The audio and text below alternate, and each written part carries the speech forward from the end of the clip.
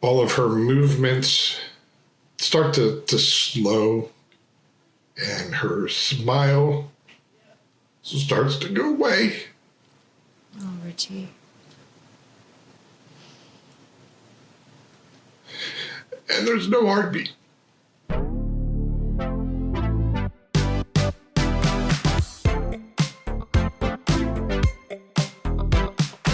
I'm Danielle Elliott-Smith, and this is Hope Comes to Visit, where we celebrate conversations about hope, healing, and light. And of course, the power of story. Today's guest is husband, father, and entrepreneur, Richie Treadway. Let's take a quick moment to thank the people that support and sponsor the podcast.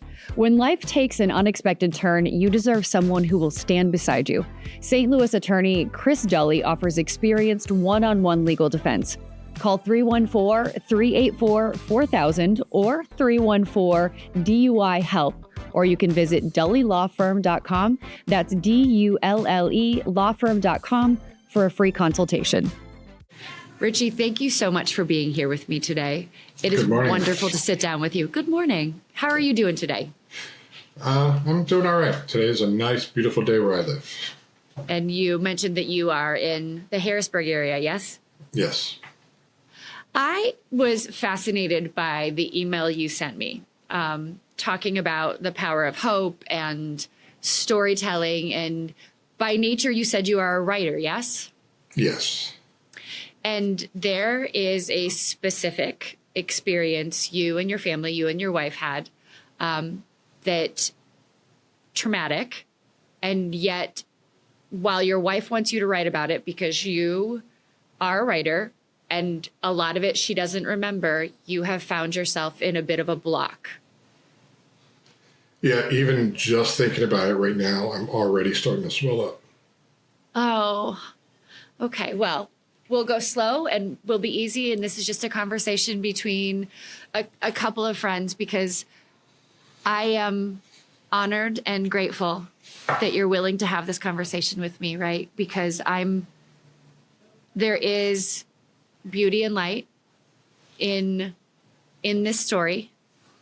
And through the hard things, you and your wife have been able to do something miraculous, right?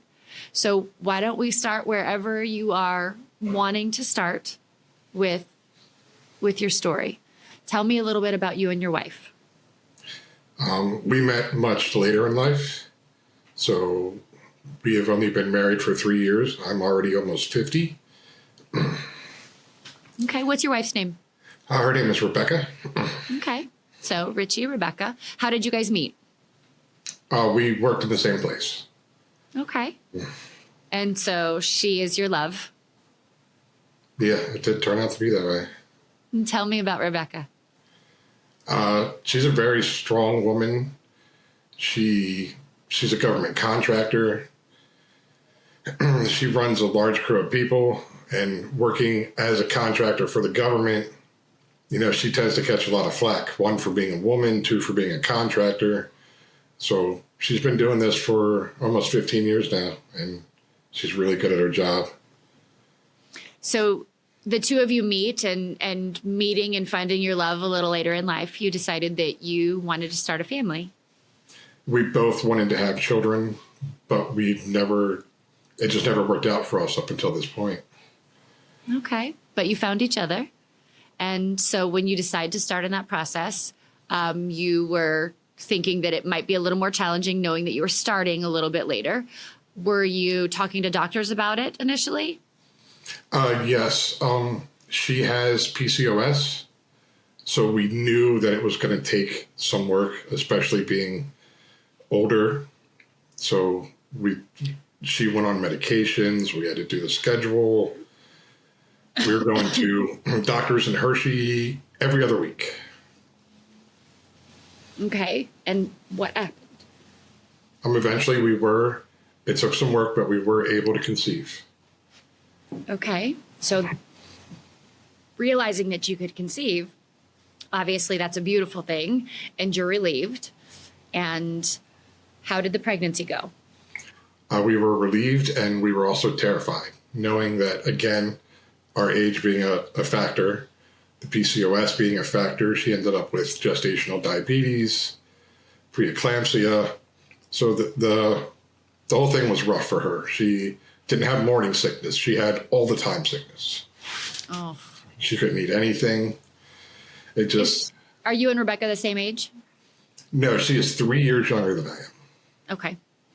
So in her 40s as well? Yes. So Okay. going through this, at this time, she was 41. Okay. Were the doctors concerned from the beginning as well? They didn't seem to be.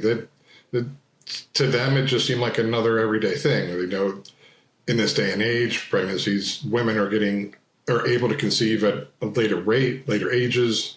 It didn't seem to them like it was going to be a big deal. Okay. But we are the kind of people that look everything up on the internet, so everything we saw was terrifying. Oh, you guys Google MD'd yourself into fear. Yes. Okay.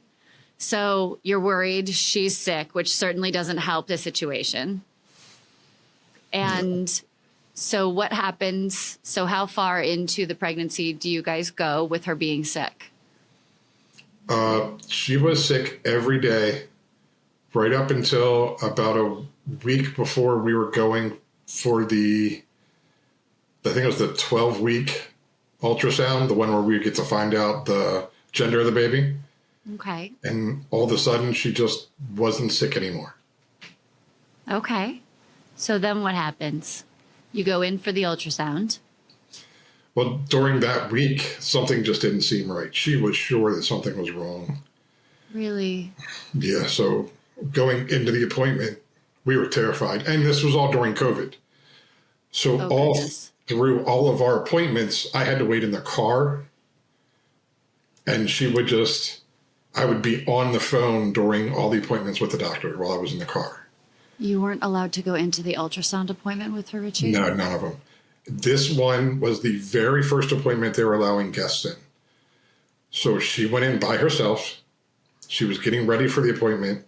And she mentioned to the technician that I was out there. And she told them that I could come in. So she called me right away, and I ran in as fast as I could. Of course you did. I'm so glad you were able to be there with her. Okay. So you're getting ready to see your baby for the first time because you haven't been allowed to be into the appointments. Mm-hmm. Okay. So tell me about that appointment. We had a doula. We decided that was the way to go. And she was doing the first, I don't know what the tool is called. It's kind of like an ultrasound, I suppose, but it's a tool that she was able to carry in her pocket. Okay. So, I'm not familiar with that. I don't think it showed a video. She was just trying to find the heartbeat. Okay. And she wanted to practice with this particular tool. And even though we were concerned and we voiced our concerns, Becca was very scared. And she said, I'm gonna find the heartbeat. It's gonna be fine. I'm gonna do it this way because I just want to play around. She used those words, I want to play around. Okay. So, and this is the doula. Yes. Was this someone you trusted? This is actually the first time we'd met her. Going through this office, we got to decide if we wanted to go with a doctor or a nurse technician or a doula to, proceed with the rest of the pregnancy. And we had decided on a doula, and we were meeting her for the very first time today. Okay. Well, let me ask you this. What made you guys decide doula versus nurse practitioner versus doctor for this part of the process? I think Becca was she liked the more spiritual side of working with the doula versus the technical side of being with the doctor. Okay, that's fair. And with as fearful as she was, I think that she probably was hoping for as much positive and good and natural energy as she could garner in this process. Yes. So this woman was definitely very, very bright. Okay. So she's bright and she is playing around, she has told you. And what happens next? all of her movements start to slow, and her smile starts to go away. Oh, Richie. And there's no heartbeat. Knowing that she was using a tool that she was quote unquote playing around with, was there any chance that she was wrong? Yes, so then they went to, she just said, I'll go get a doctor. I'll be right back. And she just fled the room. Okay. We didn't see her again for like an hour. A nurse came to get us, and they led us through the office, through some back hallways. The whole time, we're breaking down. Oh, Richie, I'm so sorry.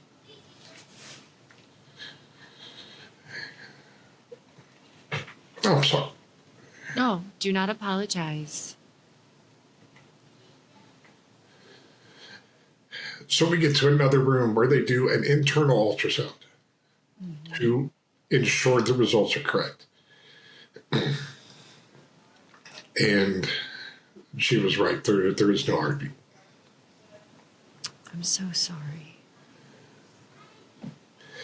So they walk us back through all those hallways, past all the staff. I mean, the only good thing was that we didn't go through the waiting room. Right. We get back to the room where we were, and there's already another couple in that room. So now they have to find a new room for us. They just stash us in a random room. The doula then comes back and says, I'm so sorry, let me give you hugs. And even though we didn't know this woman and we did not want hugs, she forced hugs. Oh. I'm so sorry. She said that somebody will contact us for the next steps. And then she left, and that was it. And you guys were just left in a room to figure out what to do next? Yeah, we left. We walked out. We left through the waiting room. There was nothing else. No one told you what happens next, or? No, somebody was supposed to call us. And nobody ever called. No one ever called. We waited for weeks with Becca not knowing what was going to happen. So you and Becca are left to just wonder, feeling a multiplied sense of loss, but she is currently still physically pregnant. Yes. And neither of you know what the next step is. No. And you have no idea what her body is going to do or is supposed to do, or if there is any assistance for her. Not a clue. At any point, did you guys reach out to the doctor's office and say, somebody give us some guidance? Like, we are floundering here. No, physically and emotionally. We took them at their word. We just expected somebody to call. I'm sorry, it sounds like he's coming. No, that's okay. He can come. If it's comforting What's the matter, buddy? Hey, what's the matter? So here's... Oh, hello. I'm sorry. No, that is okay. I suspect you probably needed that hug as much as he did. It's helpful. Yeah, that's good. That is good. So you took the doctors at their word that they would call, and they didn't call. No. What happened next? It was a rough time.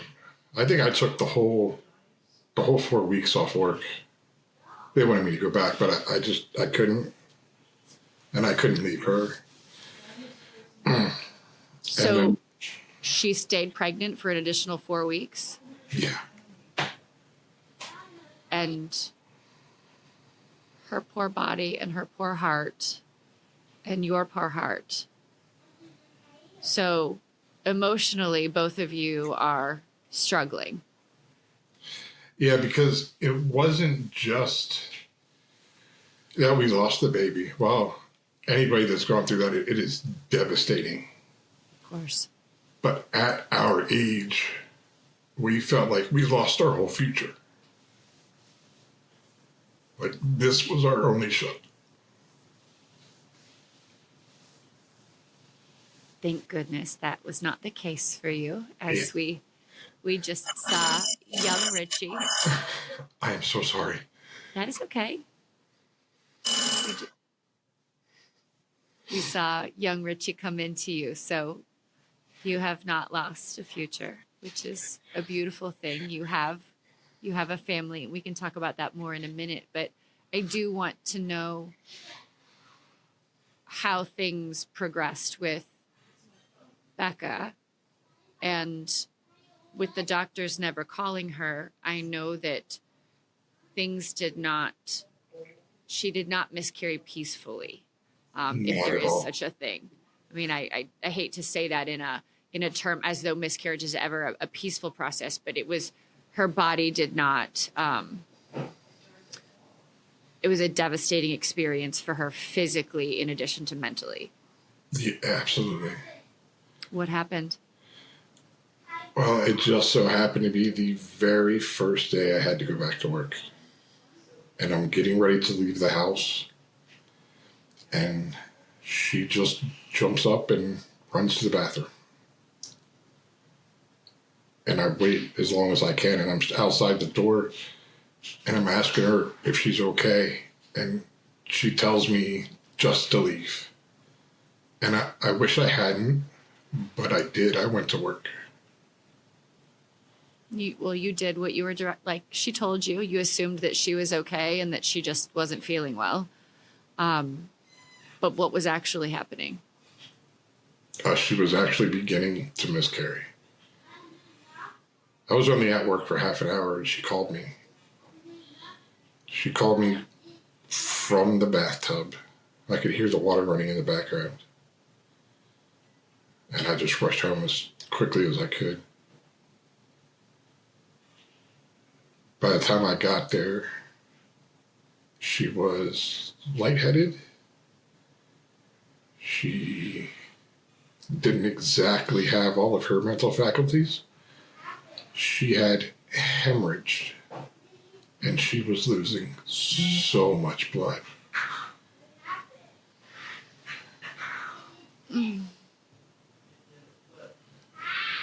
And on top of that, just everything else that happens with a miscarriage. So she had pulled a trash can up next to the tub, and she was just scooping material out of the drain to allow water to run. And I can't imagine something like that. I can't. The trauma of the compounded losses that she was experiencing in losing the baby, and then the two of you feeling that this could be potentially a loss of the future that you had planned, and feeling so uncared for, so discarded by the professionals who were supposed to guide you through this process. I assume you were able to get her to the hospital. I could barely get her out of the tub. She'd already lost so much blood that she couldn't stand. So I got her up out of the tub, and she immediately fell to her knees. And I helped her down to the floor, and I called 911. And she just, I don't know. I guess laughably, she was concerned with paramedics seeing her naked. You know, our modesty is this funny little thing. And so I covered her up and I just sat on the floor and held her hand and waited for the paramedics to get there. When they finally showed up, they were talking to her, asking her questions. One of the EMTs put a blood pressure cuff on her arm. And this is when I became the most scared, is he looked at his partner and he said he can't get a reading. She had lost enough blood that they couldn't get a blood pressure reading. Oh, Richie.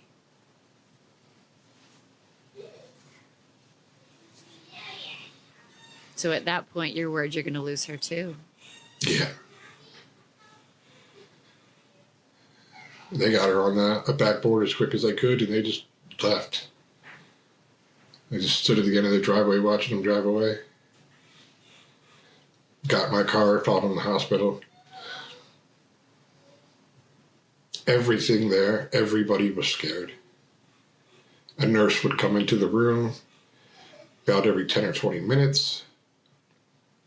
They would lift up the blanket and go, "Oh my God, that's a lot of blood." And they would clean her up, and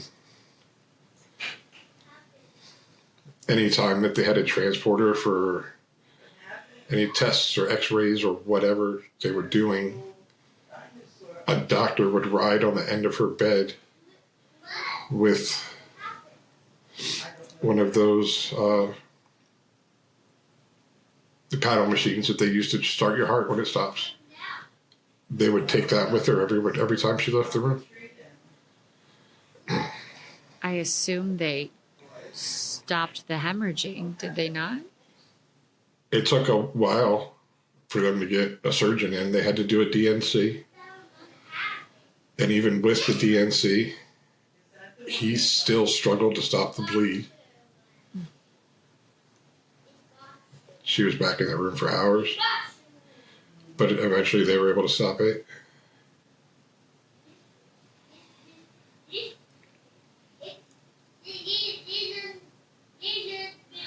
How did you handle going through all of this? Friends. I spent a lot of time on the phone.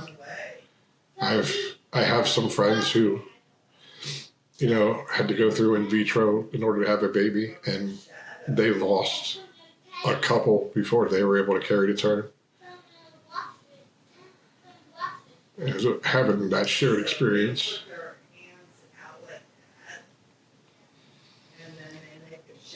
I don't know. What was Becca's recovery like from this? Rough. On top of physically, she couldn't do much. As a woman, she felt like a failure. And I don't know how to talk somebody out of that. To feel like you failed your whole gender. I don't know.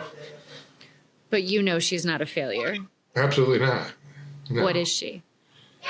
She's a very strong woman. After witnessing her go through all of that, how would you describe her?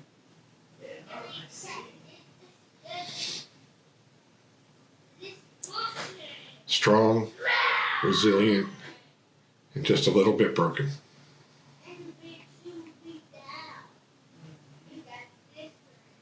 Did you guys ever communicate with the doctor's office again? Eventually, after a lot of soul searching and worry and concern, we did end up going back to the same doctor that helped us conceive in the first place. Okay. And when he found out what happened, he was livid. I think a lot of people lost their jobs.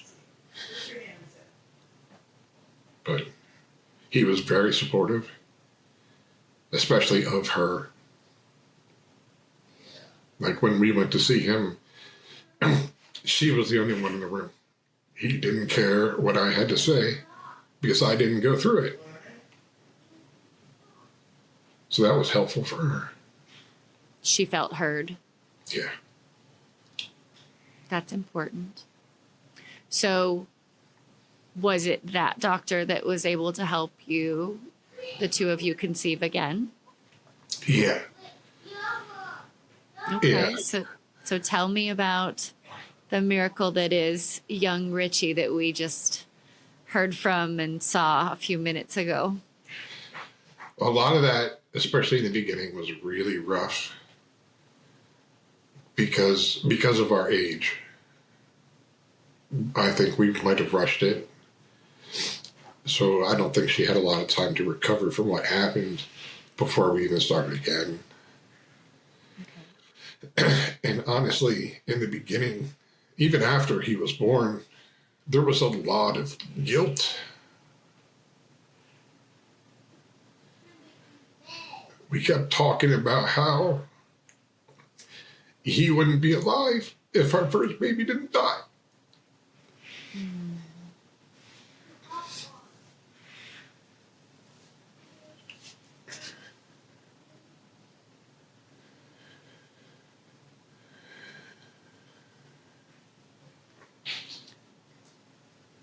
Have the two of you had an opportunity to talk to someone about that? To go together and talk to someone, to talk to each other about it, to recognize the miracle in him and to understand how fully out of your hands all of this was? I think on my end, there's still... I should have called the doctor. I should have done more to make sure that she was going to be okay before all that happened. And while I know thinking that way is just a dead end, sometimes it still comes up. I understand that. It's normal for us to look back and think that we maybe could have done something differently. But I like to believe that the best we can do with that is to learn from it and to know that we now would advocate for ourselves differently. It taught you that if someone isn't going to advocate for you as you would hope, then you will advocate for yourself, right? You now know that you're allowed to advocate for your wife and you're allowed to advocate for you and you are allowed to advocate for your son. So no matter what anyone tells you, moving forward, if you have a question, you're going to get it answered. Yeah. And that knowledge and that commitment to you and to your son and to your wife will do well for you moving forward. Because it means that you know, like when we know more, we do more. And a lot of times we have to go through things in order to understand how we have to advocate for ourselves. I hemorrhaged during childbirth and I had to fight to get doctors to pay attention. Because even after I was fixed and packed, I knew something was wrong. And I was hemorrhaging further internally. And everyone just kept saying, oh, it's fine, you're packed. It's just because you're packed. The pain you're feeling is just because you're packed. And my husband at the time got tired of going back out to the hospital and into the nurses and saying, like, I swear, like, she won't stop complaining. Like, there's something wrong. And they're like, no, it's just because she's packed. And he finally went down to the chapel to pray, and I just begged them to just look. And when they looked, they were like, something's wrong, because the internal hemorrhaging was pushing out. And so I ended up in emergency surgery. But if I hadn't continued to say, I swear, I would have died overnight. But it's only... I mean, had it been up to other people around me, I would have just continued to take the morphine and just be quiet. So it was after that my husband at the time said, okay, I will never again doubt when we have to advocate for ourselves, because we're trained to believe that the professionals know best. So when they say, we'll call you, we'll tell you what the next steps are, you believed them. And that's okay. Doesn't always feel okay. No, but you know what? You are healthy. Becca is good and healthy now. And you have Richie. And that boy is amazing. He looks amazing. So how soon after that traumatic experience did you guys find yourself back in the doctor's office saying, you know what? We don't want to waste any time. We would like to try again. She wanted to try again as soon as the doctor said that she was physically allowed to. As soon as her body would do it, that we did. Okay. And did it work immediately? It did. Based on the timing, it sounded like I was assuming that it did, because Richie's 3 and you said this was, 3-4 years ago. So I assumed that we were on a pretty tight timeline. Yeah, right away. Was she sick during this pregnancy as well? Yeah, like the whole thing. So in some ways, was she comforted by feeling sick because it meant that things were moving along as they should be? Kind of, yeah, because we expected. The reason it didn't bother her as much the first time is because everything we read says, around 12 weeks or so, it can go away. Mm-hmm. And it did. Well, I think the challenging thing is every single pregnancy can be different, right? And no matter how many books you read or how many things you find online, you can find a million experiences that mirror yours and a million that don't. So that's the challenge, right? Yeah. You can scare yourself to death. Was he full term? Yes, actually, he was due on my birthday. His due date was my birthday. Which is when? April 2nd. Okay.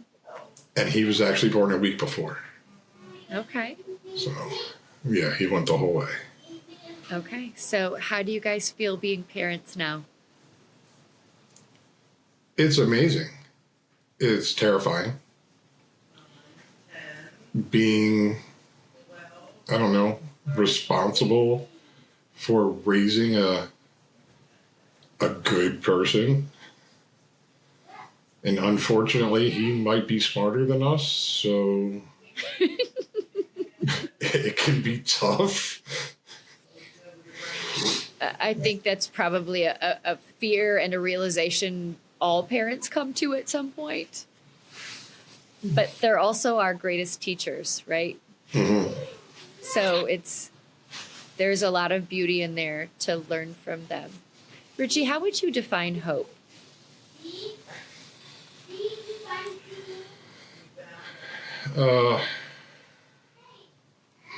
The resilience to not quit against all odds. That's beautiful. What would you say to other parents, other couples who are wanting to start a family in what are considered to be later years? So even say in your 40s. I mean, it's terrifying, but it's worth it. There's nothing like it. All my friends, they all had kids much earlier in life, and everybody talks about the first time you hold your baby and how you've never loved like that. And it always seems like hyperbole, but it isn't. It changes the way your heart works. You have literally never loved like that. What would you like to say to your wife that you haven't been able to say about this journey you guys have been on together?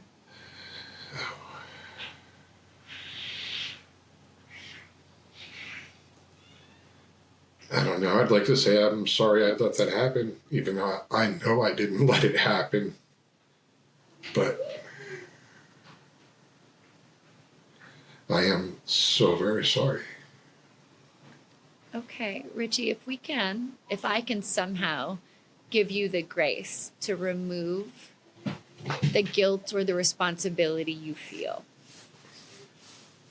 and maybe you can focus on or look at from a bird's eye view at what you guys have now, then what would you say to her? What have you learned about her? What have you learned about the two of you through this journey? Well, it's cliche, but together we really can do just about anything. Even though she doesn't believe it, she is a wonderful mother. She doesn't realize how strong she is.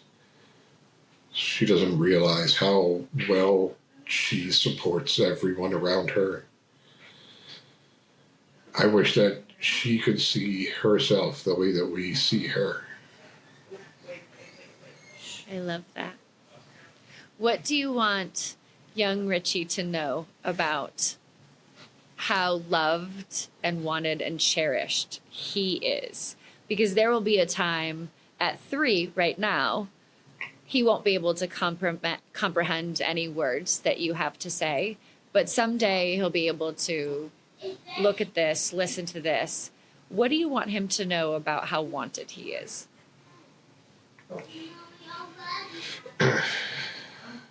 He's the entire reason why we're alive. That's what we wanted. We're here just to love him and raise him and hug him and hold him. It's the entire reason the universe created us, was to create him. What do you hope for him? Everything.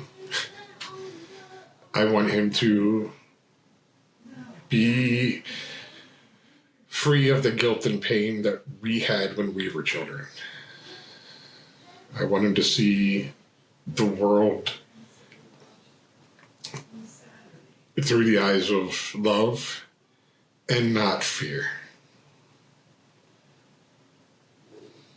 I'm so grateful to you for trusting me with your story. Thank you for reaching out. Is there anything that you want to share that I did not ask you, Richie? I don't think so. I don't. I'm grateful for this opportunity. I hope eventually now I can write this down so that my wife can read it. I hope she will. She does. I'm sure she will. She'll watch or she'll listen. She can do either. And I know that I mentioned early on that you are an entrepreneur. Where can people find you? I know it seems kind of vain, but my website is just my name. It's richietreadway.com. That is because originally I bought the domain to run for school board. And then when that didn't work out, I owned this domain, so I just used the domain for my business. You are talking to a girl who owns the domain to her own name, and that's where most of the podcasts live, under Danielle Elliott Smith and Hope Comes to Visit. And I purchased the domains for both of my kids' names when they were very little, just so that they eventually had a place to exist if they wanted to.